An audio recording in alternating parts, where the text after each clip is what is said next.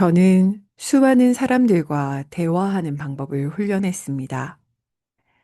같이 웃고, 같이 울고, 교육생들의 눈물은 농도가 짙지요. 때때로 돌아가신 부모님을 생각하며 후회의 눈물을 흘렸고, 고생하시는 부모님을 떠올리며 미안해서 울었고, 더 잘해주지 못한 자녀들을 떠올리며 안타까워서 울었고, 잘못한 점들만 따갑게 지적해온 많은 날들을 가슴 아파했고, 고마운 것은 당연하게 생각하고, 불만만 크게 표현한 날들을 후회했습니다. 그런 마음을 뒤로하고 가족들에게 고마운 마음을 적고 말해보자고 하면 어색하게 웃으며 말하기 힘들다 했지요. 그럴 때는 다 함께 이 문장을 크게 소리내어 읽습니다. 우리의 배움이 옳지 않다고 생각하면 하지 맙시다. 그러나 어색하다면 이겨냅시다. 여러분, 대화를 연습해 보세요. 속대화를 연습하면서 자신을 더 아끼고 사랑하세요. 그리고 명료한 자기 이해에 기반해서 사람들과 대화해 보세요. 사랑하는 사람들과 후회의 날을 줄이고 더 많이 사랑하고 행복하게 살아가세요. 대화를 배워야 하는 이유는 바로 거기에 있답니다. 나 자신을 사랑하고 타인을 사랑할 수 있는 사람이 되는 것. 그래서 서로의 가슴이 서로의 가슴으로 연결되는 것 말이죠. 네, 안녕하세요, 여러분. 어느덧 8월에 셀프북 코칭 세 번째 수요 나눔 시간입니다. 오늘은 8월 27일이고요. 여러분들 계신 곳의 여름은 어떤 날을 지나고 있나요? 제가 있는 곳은 오늘따라 유난히 초록색 풀잎들이 반짝이는 정말 뜨거운 여름을 지나고 있습니다. 뜨거운 여름, 지난달에는 같이 달렸다면 이번 달에는 뜨겁게 연결의 대화에 대해서 생각해 봤죠. 이번 달의 책, 사실은 사랑받고 싶었어. 이 책을 통해서 여러분들은 어떤 걸 경험하고 계신가요? 이 책의 내용들이 어른인 우리에게 한 번도 안 들어봤다라고 하면 좀 이상할 만큼 굉장히 기본적인 이야기, 어떻게 보면 중고등학생 어, 도덕책, 어떤 그런 사회책 이런 데 나올 법한 이야기 같지만 기본의 힘이랄까요? 우리는 그토록 뜨거운 8월 기본적인 말, 너무나 당연해서 끄덕이게 되는 문장들 앞에서 우리 자기 자신과의 관계, 내가 사랑하는 사람과의 관계, 그 관계 속에서 벌어지는 대화에 대해서 치열하게 마주했던 것 같습니다. 네, 그러면 오늘은 세 번째 주를 맞이해서 우리의 범위에서 3주차에 해당하는 챕터 4와 챕터 5에 대해서 이야기 나눠보려고 합니다. 챕터 4와 5는 말 그대로 말하는 방식에 대한 이야기예요. 챕터 4는 내 마음을 표현하는 말하기, 챕터 5는 건강한 관계를 위한 나눔 연습이었는데요. 여러분들이 전체 책 내용을 보시면 기억하실 거예요. 특히 목차를 보면요. 이 흐름이 챕터 1이 대화를 어렵게 만드는 이유, 뭐가 우리 대화를 어렵게 만들지 해서 자동적 생각, 단절의 대화, 인지 오류, 핵심 신념, 이런 우리 내면에 자동적으로 올라오는 방해 요소들에 대해서 우리가 인지했다면요. 챕터 2에서는 사람과 사람 사이를 이어주는 것은 무엇일까 해서 관찰하고 알아차리는 것에 대해서 알게 되었죠. 어떻게 보면은 우리의 감정 그 너머에 욕구가 있다라는 것을요. 그리고 바로 앞 챕터에서는 듣는 걸 했어요. 공감하며 듣는 거, 듣기 힘든 말 이해하며 듣는 거, 해석하는 거. 농담으로 이게 통역사가 필요하다. 번역을 해서 들어야 한다. 이런 말로도 제가 톡창에서 말씀드렸었는데요. 지금까지 우리가 대화를 하는 데서 어렵게 만드는 어떤 자동적 생각, 인지적 오류, 그 너머에 그럼 진짜 대화를 하기 위해서 알아야 되는 그 사람 언어 너머의 감정 너머의 욕구를 헤아리는 힘, 그 기반으로 먼저 듣는 걸 했다면 이번 3주차에는 내기하는 법에 대해서 본격적으로 배운 주차였습니다. 내 마음을 표현한다. 한번 챕터 4에 대해서 우리 같이 한번 들여다볼까요?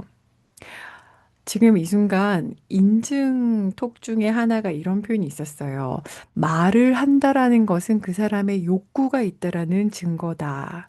그럼 반대로 얘기해서 내 마음을 표현한다는 것은 내 마음에 뭔가 원하는 게 있는데 그것을 말을 한다라는 것은 상대에게 들려주는 행위고 대부분 상대에게 들려준다라는 것은 내 욕구를 채우는 데 있어서 상대가 필요할 때이죠. 그거에 있어서 가장 대표적인 방식이 요청하기일 거입니다. 내가 원하는 욕구가 있어서 상대에게 이것 좀 요청할 때 요청하기를 한다면 또 반대로 내가 감정적으로 좀 격해진 그 겉표면 너머의 욕구를 말할 때도 있죠. 대표적으로 과하게 감정이 올라왔을 때로 이 책에서 말하고 있는 것은 화가 났을 때, 그리고 반대로 미안할 때, 에 대해서 이야기하고 있어요. 그러면 챕터 4 관련해서 책 내용을 같이 한번 살펴보도록 하겠습니다. 먼저 요청하기 부분을 볼까요? 요청하기 부분은 148쪽 부분을 같이 보려고 하거든요. 네, 148쪽에 요청하기. 같이 읽어볼게요. 요청하기. 요청은 원하는 것을 부탁하는 거예요. 필요한 것을 누군가에게 부탁할 때 가장 중요한 건 말하기 전에 먼저 진짜 내가 원하는 게 무엇인지를 이해하는 것입니다. 그것을 모르면 자꾸 상대에게 모호하게 말하고 강요하게 되거든요. 아니면 알아서 해주기를 바라고 속으로 기대하고 실망하지요. 그동안 말하지 않으면서 알아서 해주기를 바란 적이 얼마나 많았나요? 상대가 짐작해서 해준다는 것이 얼마나 어려운 일인지 기억할 필요가 있습니다. 상처 주고 원치 않는 말을 하는 대신 내가 원하는 말에 집중할 수 있다면 서로에게 상처를 남기는 말은 현저히 줄어들 거예요. 요구하는 행위나 수단 뒤에 숨겨진 자신의 욕구를 표현하면 상대는 명료하게 제대로 나를 이해할 수 있게 됩니다. 속을 알 수 없다는 말이 사라지는 대화의 시작은 바로 나의 욕구를 드러내는 것임을 기억합시다. 요청은 무능력함을 드러내는 게 아니라 누군가를 도와줄 기회를 상대에게 선물하는 일이기도 합니다. 인간에게는 타인을 위해 자신의 능력을 사용하고 싶어 하는 욕구가 있답니다.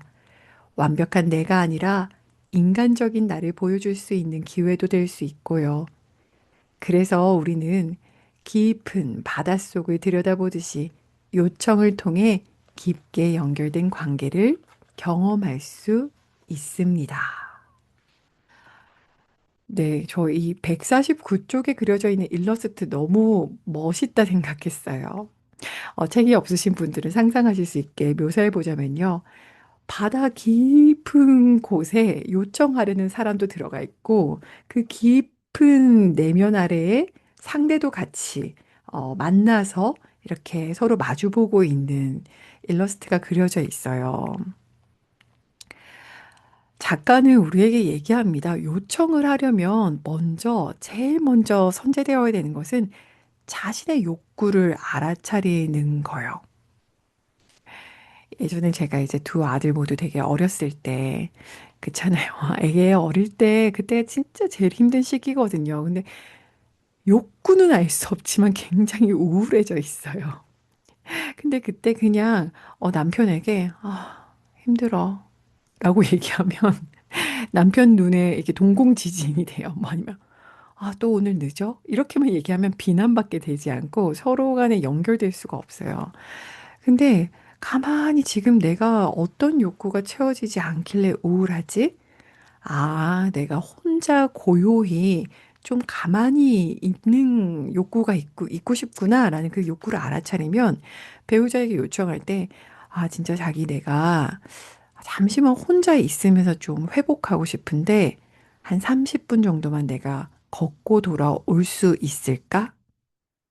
이런 거 있잖아요. 혹은 저는 이제 1인 기업이잖아요. 혼자 일하다 보니까 종종 있는 게 주말까지 리포트를 이렇게 마무리해야 될 때가 있는데 주말에는 보통은 이제 아이들을 돌봐야 되니까 사실 아이들 돌보면서도 일 생각이 머리에 있거든요. 그러면 괜스레 아이들한테도 짜증내고 괜히 억울해요. 뭔가 직장 다녀서 주말에 딱 이렇게 출근 안 하면 일 안 하는 모드로 있는 사람을 보면 뭔가 억울해. 그 뭔가 모든 새 남자에게 화내고 있는 저를 보게 되는데 그때 가만히 보면 나는 가족들하고 있는 시간도 온전히 집중하고 싶고 내 일도 제대로 하고 싶구나라는 욕구를 알아차리면 이제 배우자에게 남편이 요청할 수 있는 거죠. 자기 내가 오늘 12시까지 마감해야 되는 게 있는데 괜찮으면 내가 새벽에 일찍 가서 일을 한두 시간 몰입하고 끝내고 오후 시간에 애들하고도 충분히 온전히 집중하고 싶어. 괜찮으면 오전에 한두 시간만 아이들 좀 봐줄 수 있어? 아니면 아이들하고 잠시 산책 좀 나가줄 수 있어? 라고 요청을 할 수 있거든요. 근데 이런 상대를 막연하게 비난하는 게 아니라 내 마음을 표현하는 요청을 하려면요. 진짜 선제되어야 되는 거. 지금 제가 에피소드 얘기하면서 중간중간 들어갔던 질문이 이거잖아요. 내가 지금 원하는 게 무엇이지? 결국은 내 마음을 표현하는 말을 하려면 내 마음이 어떤지부터 알아차리는 게 필요해요. 작가 표현으로는 속대화가 우선되어야 되는 거예요. 요청에서 가장 중요한 것은 자신의 핵심 욕구를 인식하는 것. 그리고 그 욕구, 알아차린 내 핵심 욕구를 채우는 방식에 대한 유연함이 필요하다라고 박지현 작가는 얘기합니다.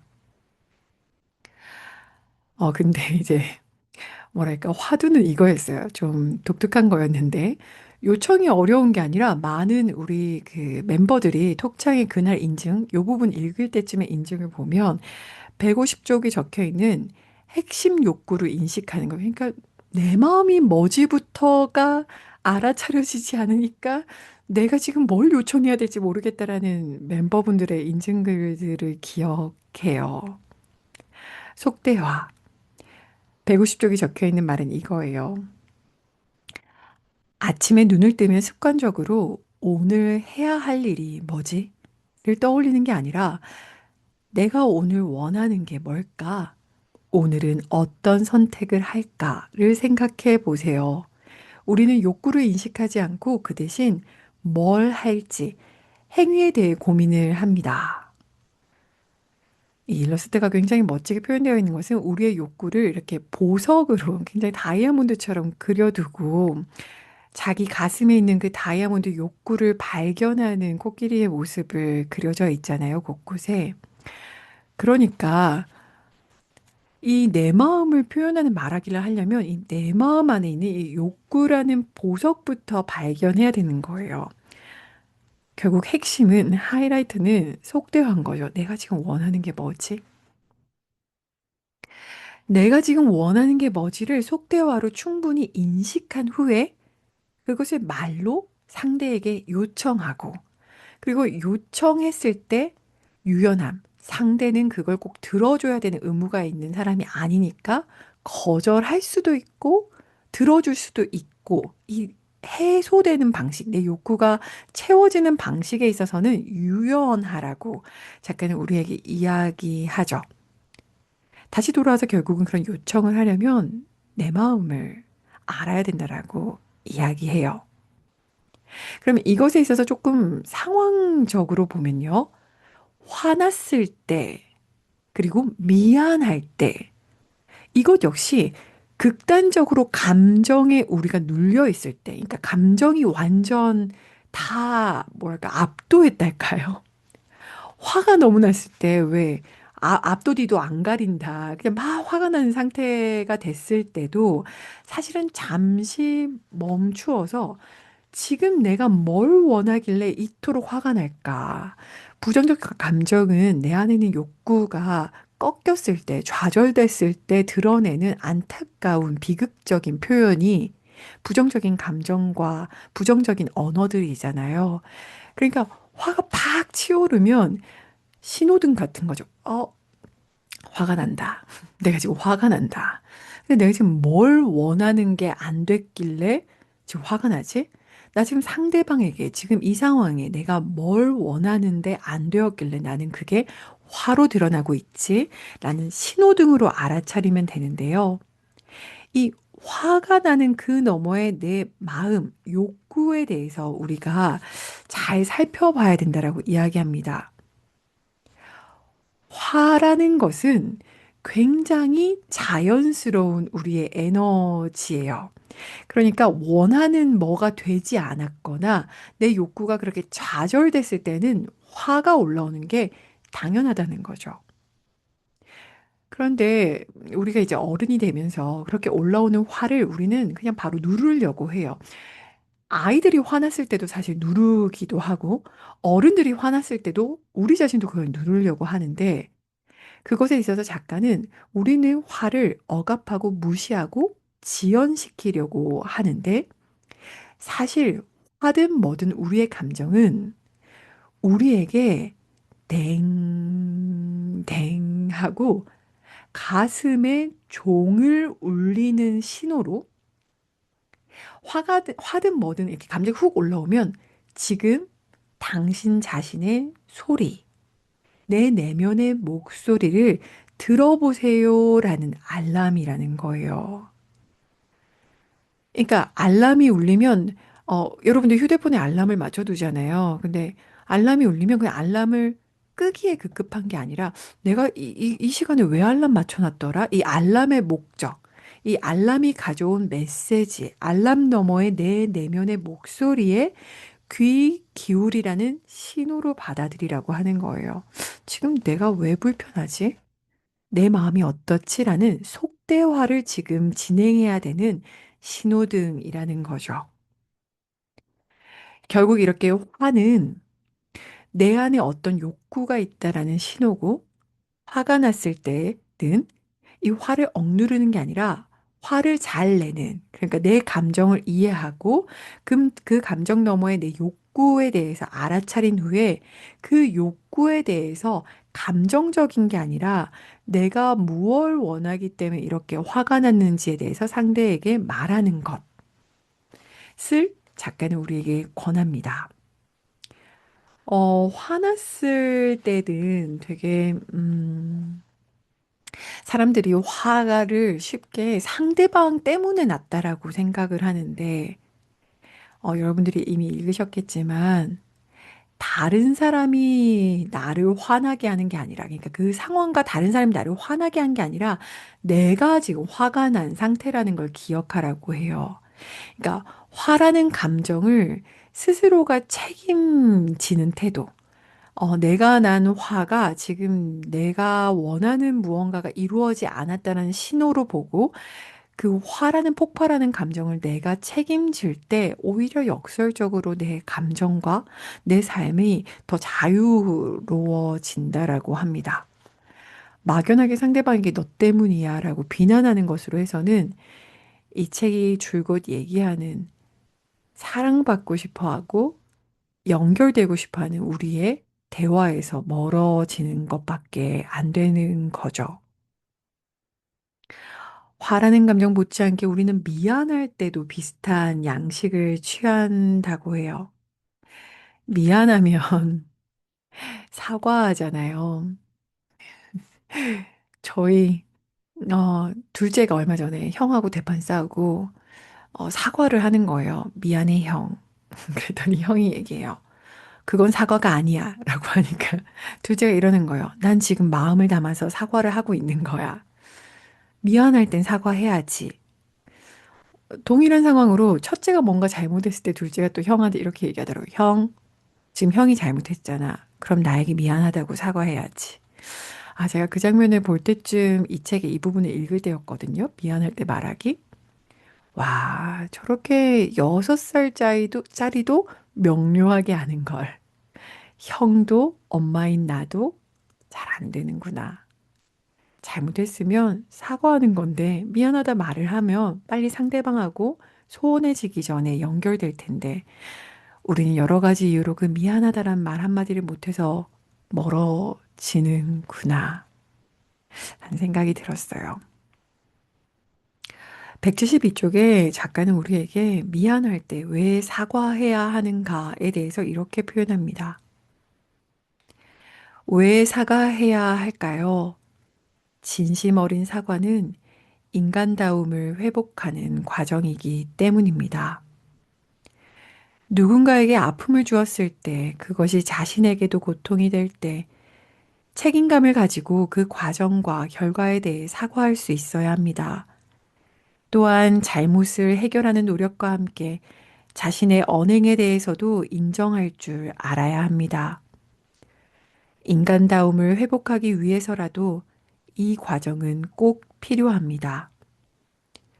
우리가 상대에게 진심으로 건네는 미안합니다 라는 말에는 생각보다 훨씬 더 크게 마음을 녹이는 힘이 있습니다.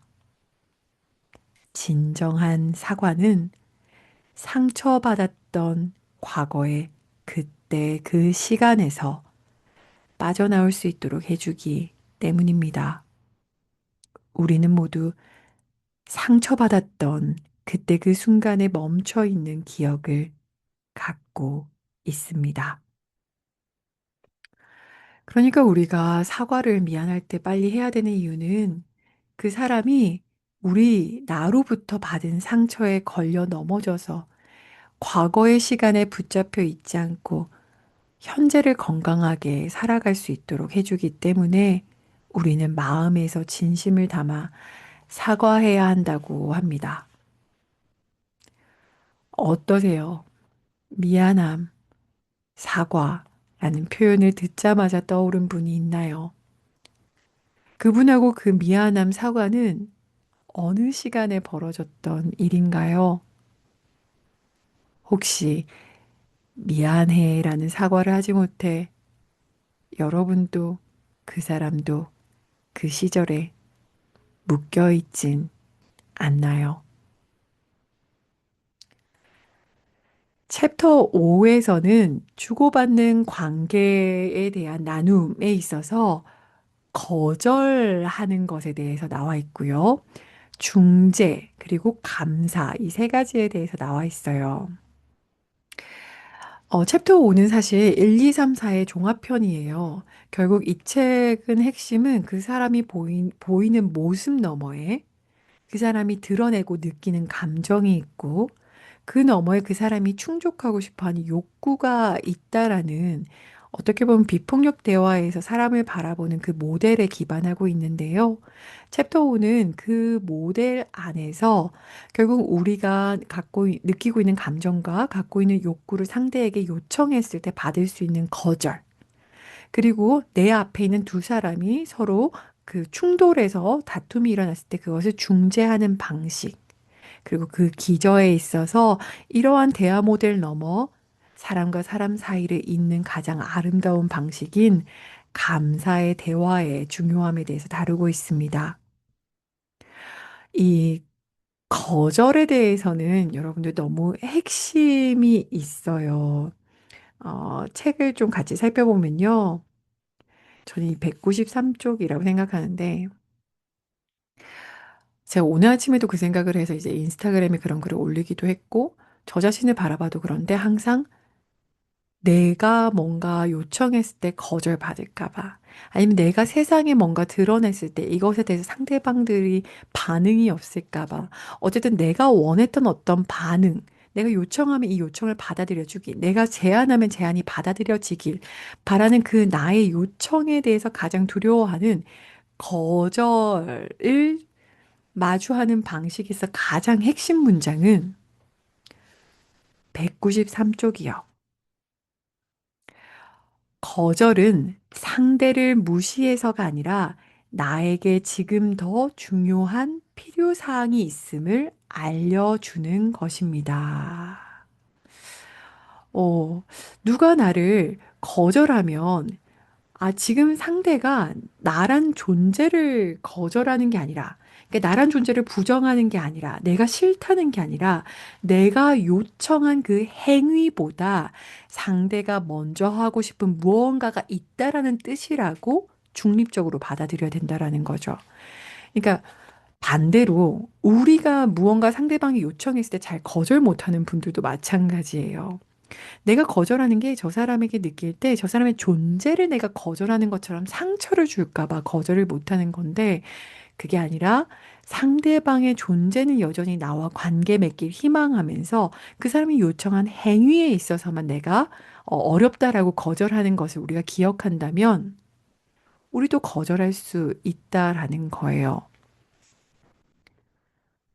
결국 행위와 존재를 구별할 때 우리는 거절을 할 수 있고 거절을 받을 수 있다고 합니다.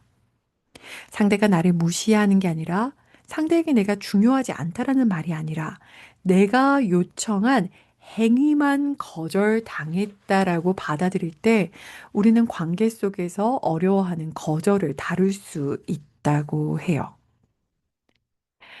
많은 사람들이 내가 제안한 걸 거절당하면 나란 존재의 가치가 부정당하는 느낌, 혹은 내가 상대의 요청을 거절하면 상대와 관계가 끊길까 봐에 대한 두려움을 갖고 있습니다. 이것에 있어서 우리는 상대가 요청한 행위를 거절하는 거지, 여전히 나는 상대를 소중하게 생각한다라는 걸 전달하는 것. 아니면 내 요청이 거절당했을 때도 상대가 내 존재를 거절하는 것이 아니라 상대가 요청한 내가 요청한 행위에 대해서만 거절하는 거라는 것을 기억하는 것이 굉장히 중요하다라는 거죠. 그럼 그것을 중재할 때도 마찬가지예요. 226쪽을 보면요. 중재에 대한 말이 나와요. 그러니까 내 앞에 있는 사람들이 보통 중재할 때는 서로가 서로 사이에 각자가 어떤 모습 너머에 느끼는 감정 너머에 원하는 욕구가 있는 상태라는 것을 그 사람들이 서로 볼 겨를이 없을 때, 여백이 없을 때, 제3자로서 내가 봤을 때 보이는 각자의 욕구에 경청하고 그것을 조율할 수 있게 돕는 것이 중재라는 거예요. 많은 분들이 그때 인증 주셨죠. 결국은 왜 그래? 무슨 일이야? 누가 잘못했어? 저쪽이네. 어떤 승패, 패승, 어떤 비난을 하는 게 아니라 지금 각자가 무엇을 원하는 상태지? 라는 원하는 욕구에 집중했을 때 중재를 할 수 있다라고 합니다. 어쩌면 우리 모든 멤버가 이제 이런 건강한 관계를 위한 대화에 대해서 이론을 배웠다면 이제 꾸준히 실습하고 적용하는 것에 출발선에 있을지도 모르겠어요. 그 건강한 관계, 상대방과의 감정 욕구, 그것을 주고받는 요청, 이런 것이 오가기 전에 그냥 뭐랄까요? 백정백승 같은 연결의 관계를 만들어주는 가장 멋진 대화 방식 중에 하나를 작가는 우리에게 마지막으로 제안하면서 책이 갈무리 되는데요. 바로 그것은 감사입니다. 감사. 여러분들은 얼마나 자주 상대에게 감사를 표현하나요? 얼마나 인정의 말을 건네주나요? 우리는 어쩌면 서로 인정받고 싶어 하기만 할 뿐 서로 인정해 주려고는 하지 않는 걸지도요. 그리고 우리는 그 감사와 인정을 늘 세상과 타인으로부터만 채우려고 할지도 몰라요. 근데 이 인정이란 욕구는 사실 모든 사람에게 있는 건데 되게 중요한 욕구긴 한데 사실 우리를 가장 영혼을 탈탈 털게 하는 욕구가 이 인정 욕구고 저는 얼마 전에 와, 내 안에 있는 이 인정 욕구만 버릴 수 있다면 얼마나 좋을까라는 생각을 길을 걷다 한 적이 있어요. 이 욕구가 나에게 소중한 욕구긴 한데 아, 괴롭게 하는 욕구기도 하구나라고 알아차린 적이 있거든요. 이것에 있어서 박재윤 작가는 우리에게 이렇게 얘기해요. 우리 자신을 스스로 인정해 주지도 못하면서 타인은 왜 그렇게 우리를 인정해 주어야 한다고 생각하며 살까요? 언제나 시작은 우리 내면으로부터 나옵니다. 우리는 나 자신을 먼저 사랑하고 인정해 줄 필요가 있습니다. 잘했어. 그만하면 괜찮아. 노력한 것도 꼭 기억해. 모든 과정에는 배움이 있었어. 운이 좋았던 것만은 아니야. 너의 노력 덕에 성공한 거야. 나는 충분히 괜찮은 존재야. 원래부터. 자기 자신을 인정할 수 있는 근사한 사람은 타인도 그렇게 인정할 힘을 기를 수 있습니다. 인정은 밖에서만 주어지는 것이 아니라 자신의 내부에서 채워질 때 공고하고 흔들림이 없음을 기억합시다. 사실은 사랑받고 싶었어. 나는 이 귀한 욕구가 끊임없이 내 앞에 있는 다른 사람과 세상으로부터 요구될 때 우리는 어쩌면 더 공허합니다. 나란 존재의 이유를 계속 외부에서 채우려 할 때 이 책의 핵심 존재인 외부, 타인은 내 욕구를 채워줘야 되는 의무는 없으므로 내 안에 사실은 사랑받고 싶은 마음이 있다라는 거, 내가 인정받고 싶다라는 마음이 있다라는 것을 스스로 알아주고 스스로 적절히 채워줄 때 우리는 조금 더 단단해지고 조금 더 자유로워질지도 모르겠습니다. 네, 오늘도 이렇게 또 한 권의 책을 마무리 짓는 마지막 수요 나눔입니다. 다음 9월의 책은 이 책에서 나왔던 자동적 생각, 인지적 오류의 기반을 좀 더 팔 수 있는 책이죠. 엄마와 딸의 마음속엔 같은 아이가 산다 라는 책인데요. 3주 동안 또 매일 부모로서의 나의 부모에 대한 통찰을 나누는 9월을 앞두고 있습니다. 이번 8월은 그것에 있어서 사실은 내 내면의 가장 기저에 사실은 사랑받고 싶었다라는 너무 단순하면서도 너무 깊은 이 문장 앞에 우리 모두가 섰던 8월일지도 모르겠어요. 지금 힘든 삶을 지나가고 있나요? 그 너머에 울고 있는 내가 있을까요? 어쩌면 작가가 얘기한 것처럼 깊은 속 대화로 우리 안에 있는 우리 자신과 깊은 이야기를 나누고 우리에게 정말 소중한 사람과 연결의 대화를 배워갈 필요가 있는 때가 아닐까 생각이 드네요. 마지막 셀프 북코칭 질문으로 마무리 짓습니다. 네, 여러분 한 달 동안 이 책을 통해서 여러분들이 배운 것은 무엇인가요? 배운 것이 무엇인지 스스로 정리해 보시고 그것을 앞으로 여러분들의 삶에서 어떻게 적용해 가실 건지에 대해서 한번 선언해 보시겠어요? 박재현 작가 이 문장을 기억해 볼까요? 우리의 배움이 옳지 않다고 생각하며 하지 맙시다. 그러나 어색하다면 이겨냅시다. 네, 여러분들에게 지금 어색할 뿐, 지금 실천이 필요하다라고 느끼는 것이 있다면 그것을 실천하겠다고 선언하시고 각자의 삶에서 잘 이겨내시길 바랍니다. 제가 엄마의 20년 출력해서 붙여두고 저희 두 아들을 바라보기로 결심한 것처럼요. 그럼 또 잘 방학 기간 갖고 9월 책으로 또 진하게 가을 시작할 때 뵙겠습니다. 함께 해주셔서 감사합니다.